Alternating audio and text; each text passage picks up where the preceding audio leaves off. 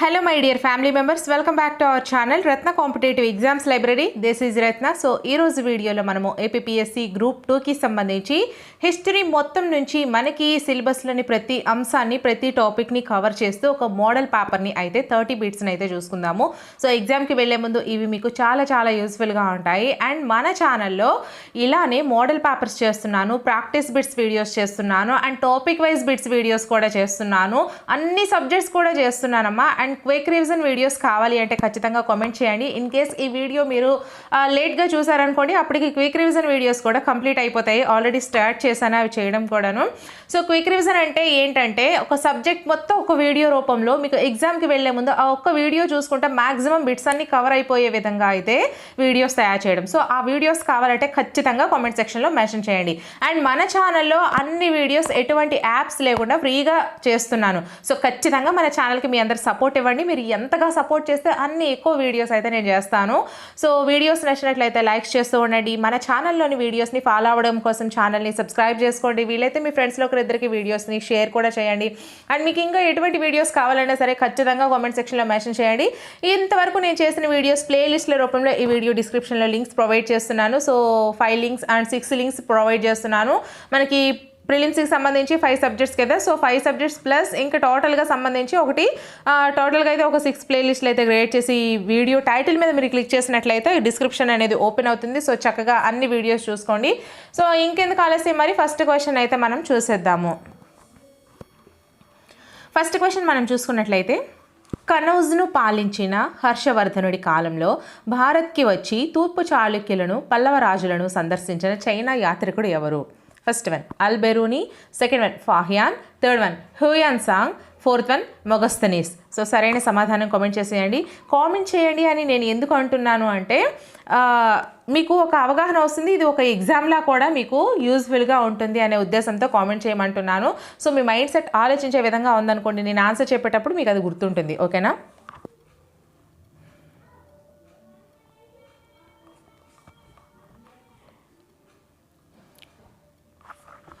Third one is the right answer, Hiuen song.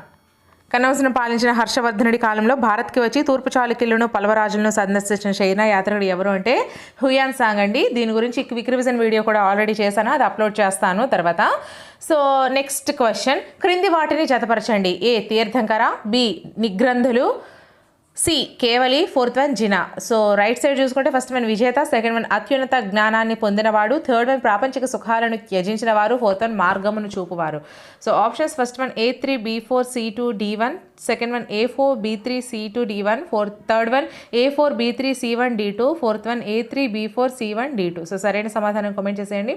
And చాలామంది అంటున్నారు, madam గారు మీకు చదవడం కూడా రావట్లేదు సరిగా, అంటే ఏదైనా మిస్టేక్గా చదవాను అనుకోండి ఒక వర్డ్ అనేది, సో మీరు కొంచెం చూసుకొని అని పొలైట్గా చెప్తే ఓకే, నేను సరిదిద్దుకుంటాను.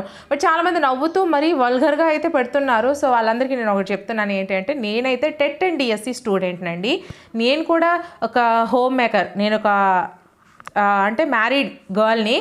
సో నేనైతే మాత్రం టెట్ డిఎస్సి స్టూడెంట్ని. ఒక్కసారి మీరు టెట్ డిఎస్సి క్లాసెస్ అవి చూడండి, ఎక్స్ప్లెనేషన్ అయితే కానీ క్లాస్ అయితే కానీ చాలా పర్ఫెక్ట్గా ఉంటాయి. ఎందుకంటే నేను అదే చదువుకున్నాను. అండ్ గ్రూప్స్కి సంబంధించి నాకైతే ఎగ్జాక్ట్ ఐడియా అయితే లేదు, దీని గురించి నేను ఎప్పుడు చదవలేదు, అండ్ నాకు దీని మీద ఇంట్రెస్ట్ కూడా లేదు. బట్ ఎందుకు క్లాసెస్ చేస్తున్నా అంటే చాలామంది బుక్స్ కొనని వాళ్ళు నాకు టెట్ అండ్ డిఎస్సి స్టూడెంట్స్ అనమాట వీడియోస్ చేయమని చెప్పారు. సో అందుకోసం వాళ్ళ కోసం చేస్తున్నా, అందరికీ యూస్ఫుల్ ఉంటుంది. సో హౌస్ వైఫ్స్ ఉంటారు మనలో చాలామంది, హౌస్ వైఫ్స్ వాళ్ళు బుక్స్ కొనుక్కోలేరు అండ్ చదువుకోవడానికి టైం ఉండదు. అటువంటి వాళ్ళకి ఏదో ఒక విధంగా హెల్ప్ చేద్దాం అనే ఉద్దేశంతో చేస్తున్నాను. బట్ చాలామంది అయితే దీన్ని నెగిటివ్గా చేస్తున్నారు. అయినా ఏం పర్లేదండి, నేను కూడా నేర్చుకుంటాను కొద్ది రోజులకి. ఈ రోజు నాకు రాకపోవచ్చు, బట్ ఏదో ఒక రోజు ఖచ్చితంగా అందరికంటే బాగా చెప్తాననే నమ్మకం అయితే నాకు ఉంది. సో ఆన్సర్ అయితే కామెంట్ చేస్తారా మరి? Second one is the right answer, A4 B3 C2 D1. ఇక్కడ తీర్థంకర అంటే ఎవరండి? మార్గమును చూపే వారిని తీర్థంకర అంటారు.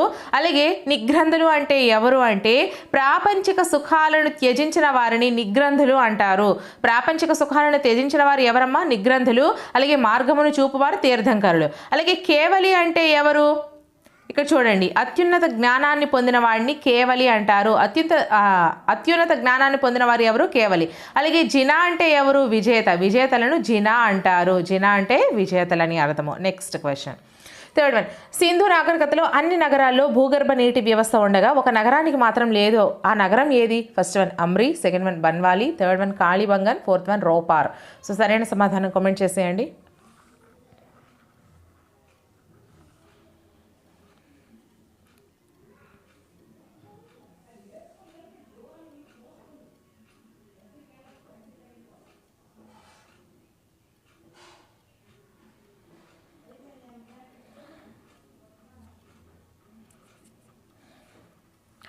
So answer second one is the right answer, Banawali అండి. సింధు నాగరికతలో అన్ని నగరాల్లో భూగర్భ నీటి వ్యవస్థ ఉండగా ఒక నగరానికి మాత్రం లేదు, ఆ నగరం ఏది అంటే బన్వాలి. నెక్స్ట్ క్వశ్చన్, అథర్వణ వేదం గురించి సరైనది ఏది? ఏ, దీనిని సుమంతుడు సంకలనం చేశాడు. బి, దీనిని ఉచ్చరించే వారిని బ్రాహ్మణ అనే పేరుతో పిలుస్తారు. సి, మొదటిసారి గోత్రంను గురించి పేర్కొన్నది. డి, యోగాభ్యాసాలు ఆత్మ, కర్మ మరియు పునర్జన్మ వంటి సిద్ధాంతాలు వివరించింది. సో వీటిలో సరైన సమాధానాన్ని గుర్తించండి. First one A B C, second one A B D, third one A B C D, fourth one B C D. So సరైన సమాధానం కామెంట్ చేసేయండి.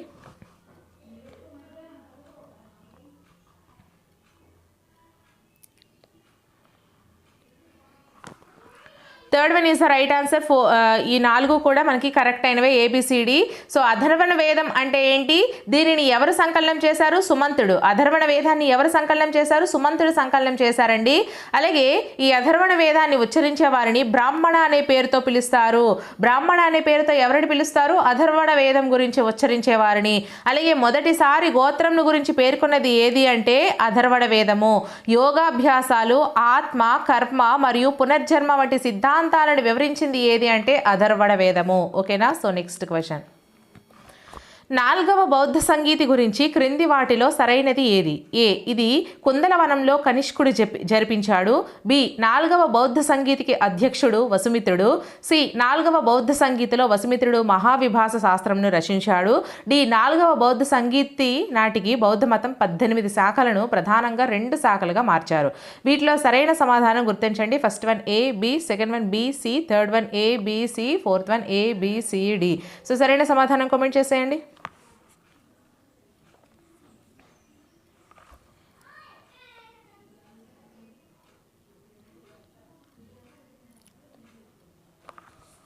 Fourth one is the right answer, ABCD. 4వ బౌద్ధ సంగీతి గురించి సరైనది ఏది అని అడిగారు. సో ఈ 4వ బౌద్ధ సంగీతి అనేది కుందలవనంలో కనిష్కుడు జరిపించాడు. కుందలవనంలో కనిష్కుడు జరిపించిన దాన్ని 4వ బౌద్ధ సంగీతి అంటారు. అలాగే 4వ బౌద్ధ సంగీతికి అధ్యక్షుడు ఎవరు అంటే వసుమిత్రుడు. ఈ 4వ బౌద్ధ సంగీతికి అధ్యక్షుడు ఎవరండి? వసుమిత్రుడు. అలాగే 4వ బౌద్ధ సంగీతిలో వసుమిత్రుడు మహావిభాస శాస్త్రంను రచించాడు. మహావిభాస శాస్త్రంను ఎక్కడ రచించారు అంటే 4వ బౌద్ధ సంగీతిలో. ఎవరు రచించారు అంటే వసుమిత్రుడు. అలాగే 4వ బౌద్ధ సంగీత నాటికి బౌద్ధ మతం ఎన్ని శాఖలుగా అంటే 18 శాఖలుగా 2 శాఖలుగా మార్చారు. 18 శాఖలను 2 శాఖలుగా మార్చారు. ఎప్పుడు అంటే 4వ బౌద్ధ సంగీత నాటికి బౌద్ధ మతాన్ని. ఓకేనా? నెక్స్ట్ క్వశ్చన్, మౌర్యుల ప్రధాన ఎగుమతులు ఏవి? ఏ, మిరియాలు, సుగంధ ద్రవ్యాలు. బి, గాజు, ఉన్ని. సి, వజ్రాలు, నెమళ్ళు. డి, చీనాంబరం, రంపపు పొట్టు. సో సరైన సమాధానాన్ని గుర్తించండి. ఫస్ట్ వన్ ఏ మరియు బి, సెకండ్ వన్ ఏ మరియు C, third one A B మరియు D, fourth one A B C మరియు డి. సో సరైన సమాధానం కామెంట్ చేసేయండి.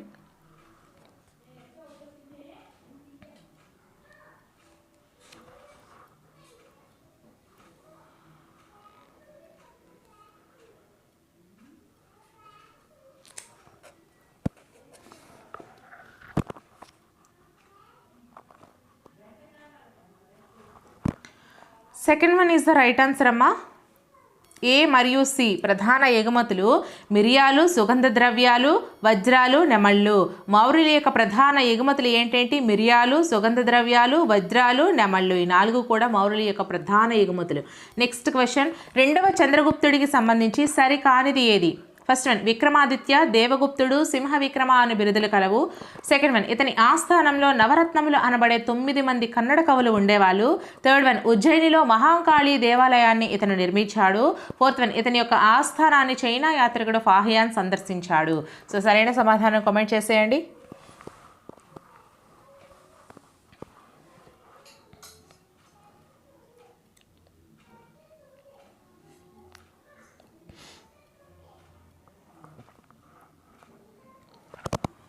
Second one is the right answer అండి. ఇక్కడ నవరత్నములు అనబడే 9 కన్నడ కవులు ఉండేవారు అనేది మనకి ఇక్కడ తప్పు. అక్కడ మనకి కాళిదాసు అనే కవి కూడా ఉండేవారు, 9 మంది కవులు ఉండేవారు. ఓకేనా, ఇది మనకి సరైనది. కానీ ఇక్కడ కన్నడ అనేది తప్పు కాబట్టి సరికానిది. మరి విక్రమాదిత్య, దేవగుప్తుడు, సింహ విక్రమ అనే బిరుదులు కలవారు ఎవరు అంటే 2వ చంద్రగుప్తుడు. అలాగే ఉజ్జయినిలో మహంకాళి దేవాలయాన్ని ఎవరు నిర్మించారు అంటే 2వ చంద్రగుప్తుడు నిర్మించాడు. ఈ యొక్క 2వ చంద్రగుప్తుని యొక్క ఆస్థానాన్ని ఎవరు సందర్శించారు అంటే ఫాహియాన్ చైనా యాత్రికుడు సందర్శించారు. ఇవన్నీ మనకు సరైనవి. Next question. నగర, ద్రావిడ, వేసర అనేవి ఈ క్రింది వాటిలో వీటికి సంబంధం ఉన్నది. ఫస్ట్ వన్ భారత ఉపఖండంలోని 3 ప్రధాన వర్ణ సమూహాలు. సెకండ్ వన్ ఈ 3 ప్రధాన విద్యా కేంద్రాలు. థర్డ్ వన్ ఇవి దేవాలయ వాస్తుశిల్ప శైలులు. ఫోర్త్ వన్ మౌర్యులు ఉపయోగించిన పన్ను విధానాలు. సో సరైన సమాధానం కామెంట్ చేసేయండి.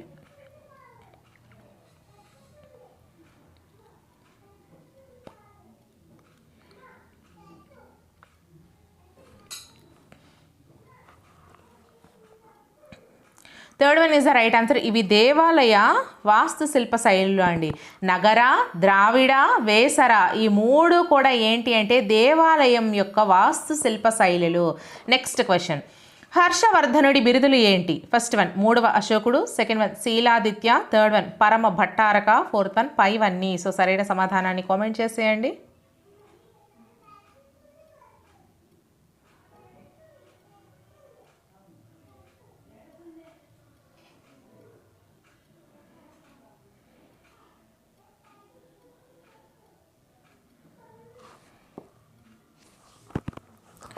Fourth one is the right answer. హర్షవర్ధనుని యొక్క బిరుదులు ఏంటేంటి అంటే 3వ అశోకుడు, శీలాదిత్యుడు, పరమ భట్టారక. ఈ 3 కూడా ఎవరి బిరుదులు అంటే హర్షవర్ధనుని యొక్క బిరుదులు. Next question. మౌర్యుల కాలపు సమాజపు లక్షణం క్రింది వాటిలో కానిది ఏది? ఫస్ట్ వన్ బానిసత్వం, సెకండ్ వన్ వితంతు పునర్వివాహము, థర్డ్ వన్ కుల వ్యవస్థ పటిష్టము, ఫోర్త్ వన్ వ్యభిచారం. సో సరైన సమాధానం కామెంట్ చేసేయండి.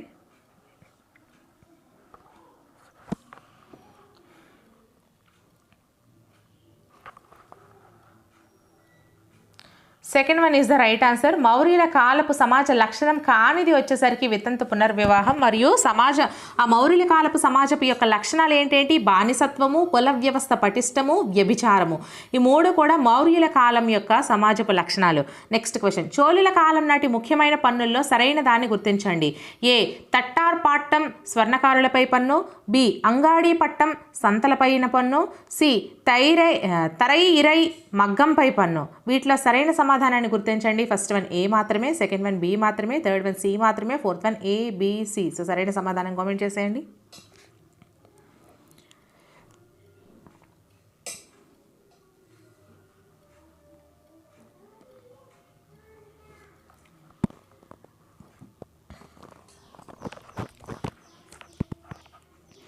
Fourth one is the right answer. A B C 3 కూడా మనకి సరైనవే.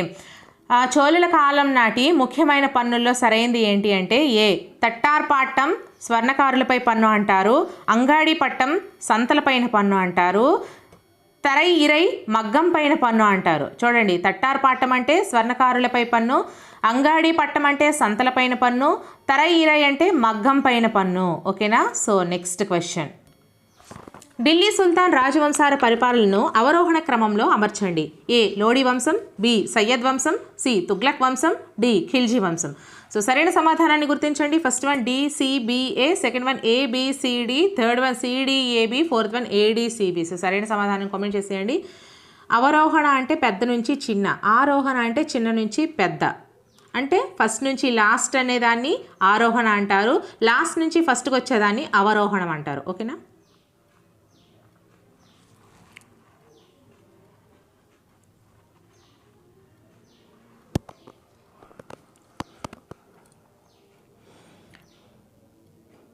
Second one is the right answer. ABCD. Delhi సుల్తాన్ రాజవంశాల పరిపాలనను అవరోహణ క్రమంలో అమర్చండి అంటే ఇక్కడ చూడండి ఏబిసిడి. ఫస్ట్ లోడి వంశం, అవరోహణం అంటే చివరి నుంచి ముందుకు కదా, లాస్ట్ ఇది లోడి, తర్వాత సయ్యద్ వంశము, తర్వాత తుగ్లక్ వంశము, తర్వాత ఖిల్జీ వంశం. ఓకేనా? సో ఈ విధంగా అయితే అవరోహణ క్రమం. మరి ఆరోహణ క్రమం అంటే ఏంటి? ఖిల్జీ వంశము, తుగ్లక్ వంశము, సయ్యద్ వంశము, లోడి వంశం. ఓకేనా? సో నెక్స్ట్ క్వశ్చన్, అతివాద భావజాల రీత్యా ఏ భక్తి భారతదేశ కారల్ మార్క్స్గా ఉద్యమకారుని పిలుస్తారు? First one Guru Nanak, second one Kabir, third one Mirabai, fourth one Eknath. So సరైన సమాధానం కామెంట్ చేసేయండి.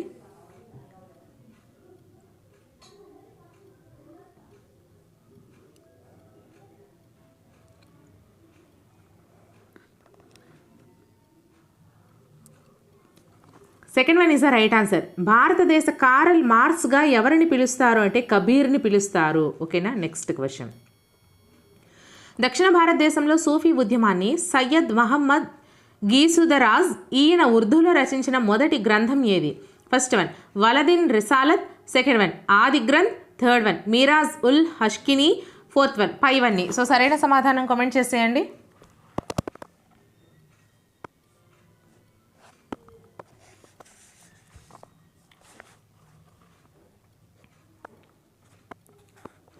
Third one is the right answer.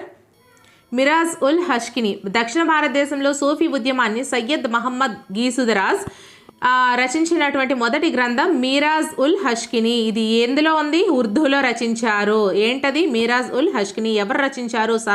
Syed Mohammed గీసుదరాజ్. దేనికోసం అంటే భారతదేశంలో సూఫీ ఉద్యమాన్ని కోసం అయితే రచించినటువంటి గ్రంథం. సో నెక్స్ట్ క్వశ్చన్, బాబర్ ప్రధాన యుద్ధాలను జతపరచండి. ఏ గోగ్రా యుద్ధము, బి కాన్వా యుద్ధము, సి చందేరి యుద్ధము, డి మొదటి పాణిపట్ యుద్ధము. సో ఫస్ట్ వన్ క్రీస్తు శకం 1526, సెకండ్ వన్ క్రీస్తు శకం 1529, థర్డ్ వన్ క్రీస్తు శకం 1527, ఫోర్త్ వన్ క్రీస్తు శకం 1528. సో ఆప్షన్స్ మనం చూసుకున్నట్లయితే first one A2, B3, C4, D1, second one A1, B4, C3, D2, third one A2, B4, C1, D3, fourth one A1, B2, C3, D4. So సరైన సమాధానం comment చేసేయండి అమ్మా.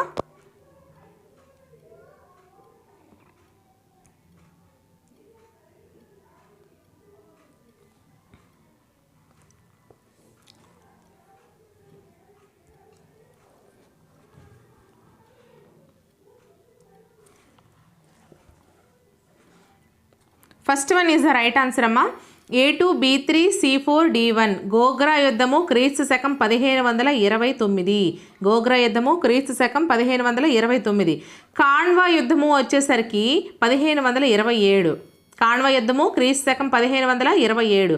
అలాగే చందేరి యుద్ధం వచ్చేసరికి క్రీస్తు శకం 1528. చందేరి యుద్ధం ఎప్పుడండి? క్రీస్తు శకం 1528. తర్వాత మొదటి పాణిపట్ యుద్ధం వచ్చేసరికి క్రీస్తు శకం 1526. మొదటి పాణిపట్ యుద్ధము క్రీస్తు శకం 1526. ఓకేనా? సో నెక్స్ట్ క్వశ్చన్, హిందూ ఇస్లాం సంస్కృతులను విశ్లేషిస్తూ మింగ్లింగ్ ఆఫ్ టూ ఓషియన్స్ అనే గ్రంథాన్ని ఎవరు రచించారు? First one Dara Shikoh, second one Jahanara, third one Khafi Khan, fourth one Abul Fazl. So సరైన సమాధానం కామెంట్ చేసేయండి.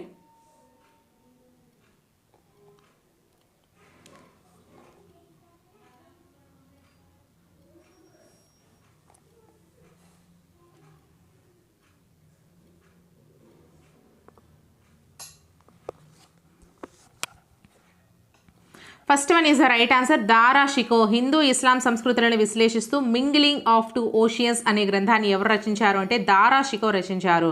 నెక్స్ట్ క్వశ్చన్, పారసీక మతస్థుడైన దస్తూర్ మొహర్జీ రాణా ప్రభావంతో అగ్నిదేవుణ్ణి మరియు సూర్యుడిని పూజించిన మొఘల్ రాజు ఎవరు? First one Akbar, second one Shah Jahan, third one Jahangir, fourth one Humayun. So సరైన సమాధానం కామెంట్ చేసేయండి.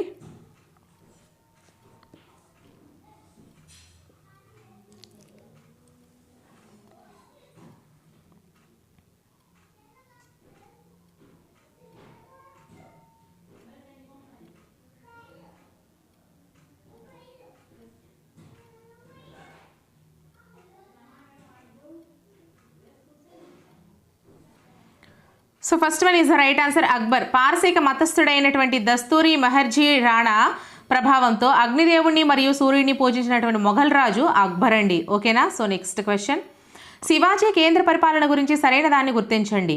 ఏ విదేశాంగ మంత్రిని సుమంత్ లేదా దచేర్ అంటారు, బి ఆర్థిక మంత్రిని అమాత్య లేదా మజుందార్ అంటారు, సి హోం మంత్రిని వాఖియా నావిస్ అంటారు. సో సరైన సమాధానాన్ని గుర్తించండి. ఫస్ట్ వన్ ఏ మాత్రమే, సెకండ్ వన్ బి మాత్రమే, థర్డ్ వన్ సి మాత్రమే, fourth one A B C. So సరైన సమాధానం కామెంట్ చేసేయండి.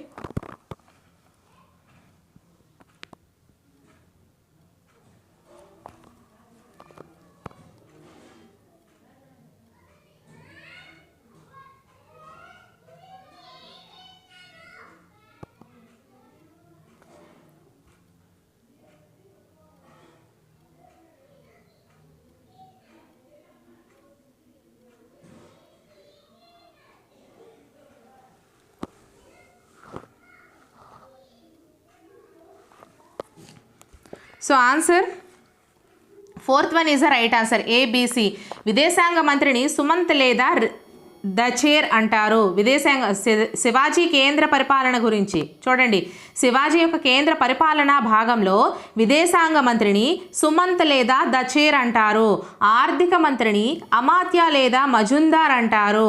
హోం మంత్రిని వాఖియా నావిస్ అంటారు. ఓకేనా. సో నెక్స్ట్ క్వశ్చన్, మూడవ పానిపట్టు యుద్ధంలో పాల్గొన్న మరాఠా సర్దారులు ఎవరు? First one Sadashivrao, second one Malhar Rao Holkar, third one Vishwasrao, fourth one Damaji Gaikwad, fourth one పైవందరు. సో సరైన సమాధానం కామెంట్ చేసేయండి.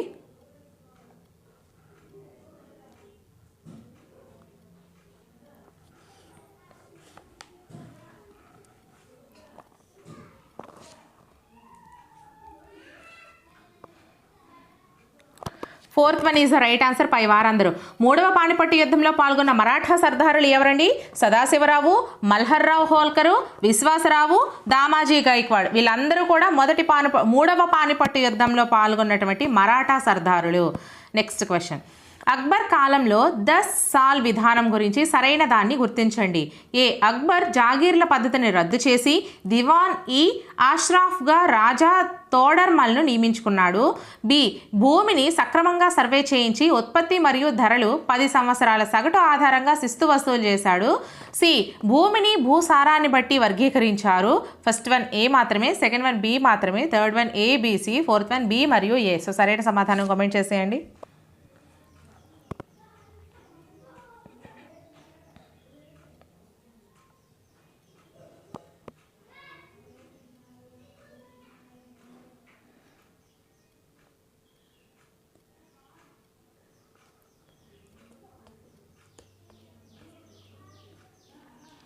Third one is the right answer, A B C. మూడు కూడా మనకి సరైనవే.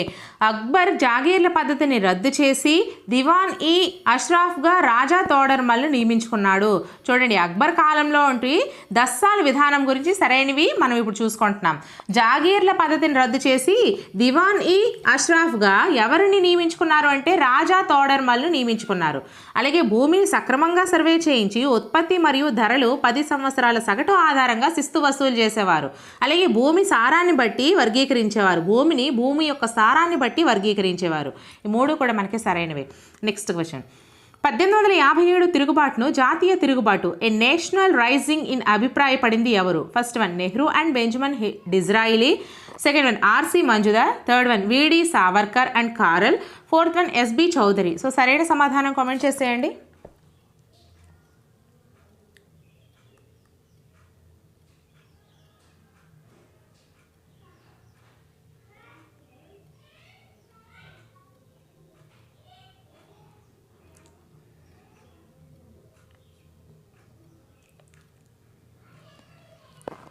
First one is the right answer, Nehru and Benjamin Disraeli. 1857 తిరుగుబాటును జాతీయ తిరుగుబాటు అని అభిప్రాయపడింది ఎవరు అంటే Nehru and Benjamin Disraeli. Next question, క్రింది ఇచ్చిన సిపాయిల తిరుగుబాటు సందర్భంగా యుద్ధం జరిగిన ప్రదేశాలను కాలక్రమానుగుణంగా అమర్చండి. A Jhansi, B Lucknow, C Delhi, D Kanpur. So సరైన సమాధానాన్ని గుర్తించండి. First one CBDA, second one ABCD, third one DCBA, fourth one BACD. So సరైన సమాధానం కామెంట్ చేసేయండి.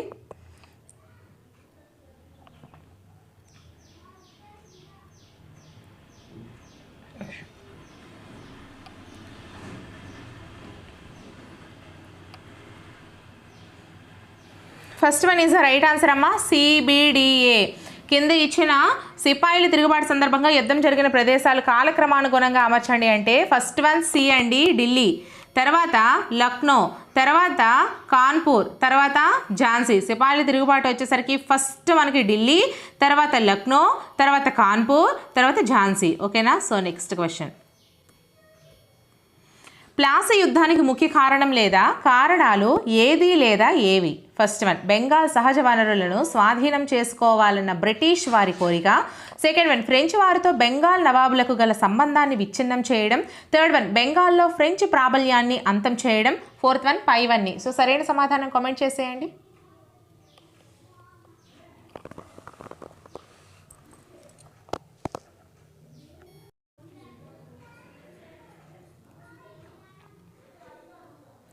Fourth one is the right answer. అన్నీ కూడా ప్లాసీ యుద్ధానికి ముఖ్యమైనటువంటి కారణాలు మనం చూసుకుంటే బెంగాల్ సహజ వనరులను స్వాధీనం చేసుకోవాలన్న బ్రిటిష్ వారి కోరిక వల్ల ప్లాసీ యుద్ధం జరిగింది. అలాగే ఫ్రెంచ్ వారితో బెంగాల్ నవాబులకు గల సంబంధాన్ని విచ్ఛిన్నం చేయడం వల్ల ప్లాసీ యుద్ధం జరిగింది. అలాగే బెంగాల్లో ఫ్రెంచ్ ప్రాబల్యాన్ని అంతం చేయడం కోసం కూడా ప్లాసీ యుద్ధం అనేది జరిగింది. Next question. క్రింది వాటిలో సరైన జతను గుర్తించండి. విద్యా సంస్థ లెఫ్ట్ సైడ్, అలాగే స్థాపించిన వారు రైట్ సైడ్ ఇచ్చారు. సో ఏ, కలకత్తా మద్రసా వారన్ హేస్టింగ్స్. బి, వారణాసి సంస్కృత కళాశాల Jonathan Duncan. C, Fort William College Lord Wellesley. So సరైన సమాధానాన్ని గుర్తించండి. ఫస్ట్ వన్ ఏ మరియు బి, సెకండ్ వన్ బి మరియు సి, థర్డ్ వన్ ఏ మరియు C, fourth one A B C. So సరైన సమాధానం కామెంట్ చేసేయండి.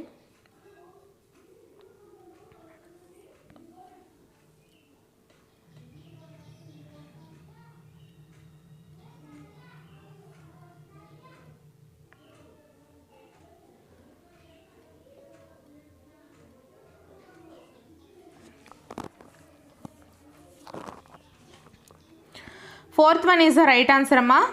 మూడు కూడా సరైనవే. కలకత్తా మద్రసా విద్యా సంస్థను స్థాపించిన వారు వారన్ హేస్టింగ్స్. వారణాసి సంస్కృత కళాశాలను స్థాపించిన వారు జొనాథన్ డంకన్. ఫోర్ట్ విలియం కాలేజీని స్థాపించిన వారు లార్డ్ వెల్లస్లీ. కలకత్తా మద్రసను వారన్ హేస్టింగ్స్, వారణాసి సంస్కృత కళాశాలను జొనాథన్ డంకన్, ఫోర్ట్ విలియం కాలేజ్ను లార్డ్ వెల్లస్లీ స్థాపించారు. Next question. భారతదేశంలో మొదటి ఆధునిక మానవుడు, ఆధునిక భారతదేశంలో మొదటి స్త్రీవాది అని ఎవరిని అంటారు? First one Bal Gangadhar Tilak, second one Rajaram Mohan Roy, third one Kandukuri Veeresalingam, fourth one Jyotiba Phule. So సరైన సమాధానం కామెంట్ చేసేయండి.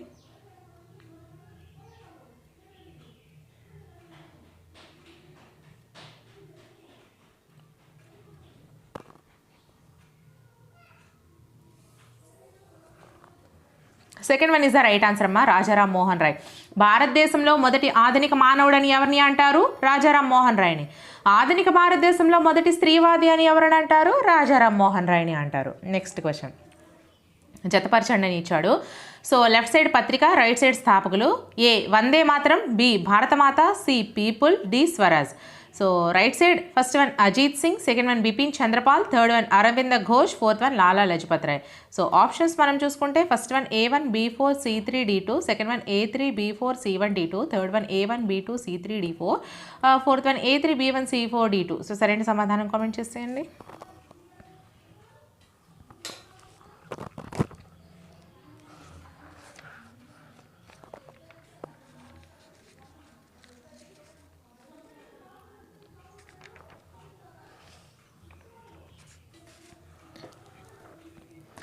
Fourth one is the right answer అమ్మా. ఇక్కడ మనకి ఫోర్త్ వన్ రైట్ ఆన్సర్. ఒకసారి చూసుకుందాము. A3 వందే మాతరాన్ని ఎవరు రచించారు అంటే స్థాపకులు ఎవరు అంటే అరవింద ఘోష్. ఓకేనా? వందే మాతరం యొక్క స్థాపకులు అరవింద ఘోష్. అలాగే భారతమాత వచ్చేసరికి అజిత్ సింగ్ అండి. భారతమాత వచ్చేసరికి అజిత్ సింగ్. అలాగే పీపుల్ వచ్చేసరికి లాలా లజపత్ రాయ్. పీపుల్ పత్రికను ఎవరు రచించారు అంటే ఎవరు స్థాపించారు అంటే లాలా లజపత్ రాయ్. డి, స్వరాజ్ వచ్చేసరికి బిపిన్ చంద్రపాల్. చూడండి పత్రికలండి. వందే మాతరం పత్రికను ఎవరు? అరవింద ఘోష్. భారతమాత పత్రికను అజిత్ సింగ్. పీపుల్ను లాలా లజపత్ రాయ్. స్వరాజ్ను బిపిన్ చంద్రపాల్. వీళ్ళైతే స్థాపించడం జరిగింది. Next question. 1922లో స్వరాజ్ పార్టీ ఎందుకు స్థాపించారు? ఫస్ట్ వన్ శాసనసభల్లో భారతీయుల ప్రవేశంపై కాంగ్రెస్లో వచ్చిన విభేదాల వల్ల, సెకండ్ వన్ కర్జన్ హిందూ ముస్లింలను వేరు చేయాలనే ప్రయత్నం వల్ల, థర్డ్ వన్ విప్లవకారులు మరియు కాంగ్రెస్ మధ్య విభేదాల వల్ల, ఫోర్త్ వన్ మొదటి రౌండ్ టేబుల్ సమావేశాలకు కాంగ్రెస్ హాజరు కానందున గాంధీ ఈ పార్టీ స్థాపించాడు. సో సరైన సమాధానం కామెంట్ చేసేయండి.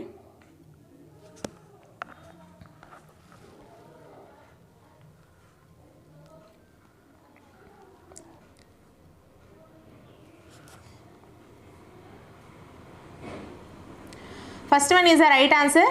1922లో స్వరాజ్ పార్టీ ఎందుకు స్థాపించారంటే శాసనసభల్లో భారతీయుల ప్రవేశంపై కాంగ్రెస్లో వచ్చిన విభేదాల వల్ల స్వరాజ్ పార్టీని స్థాపించడం జరిగింది. Next question. భారత్ వదిలి వెళ్లాలనే నిర్ణయాన్ని బ్రిటిష్ పార్లమెంట్లో 1947 ఫిబ్రవరి 20న ఎవరు ప్రకటించారు? First one Clement Attlee, second one Wavell, third one Lord Mountbatten, fourth one Winston Churchill. So సరైన సమాధానం కామెంట్ చేసేయండి.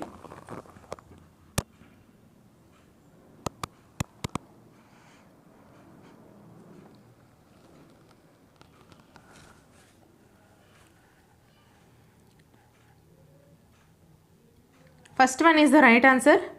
క్లేమెంట్ అట్లే. భారత్ వదిలి వెళ్లాలనే నిర్ణయాన్ని బ్రిటిష్ పార్లమెంట్లో 1947 ఫిబ్రవరి 20న క్లేమెంట్ అట్లే ప్రకటించారు. Next question. స్వదేశీ సంస్థానాల విలీనం కొరకు స్టేట్ డిపార్ట్మెంట్ అనే శాఖను ఏర్పాటు చేశారు. ఈ శాఖ మంత్రి సర్దార్ వల్లభాయ్ పటేల్ కాగా కార్యదర్శిగా ఎవరు పనిచేశారు? First one V P Menon, second one Jawaharlal Nehru, third one Mountbatten, fourth one Aruna Asaf Ali. So సరైన సమాధానం కామెంట్ చేసేయండి. అసఫ్ అలీ.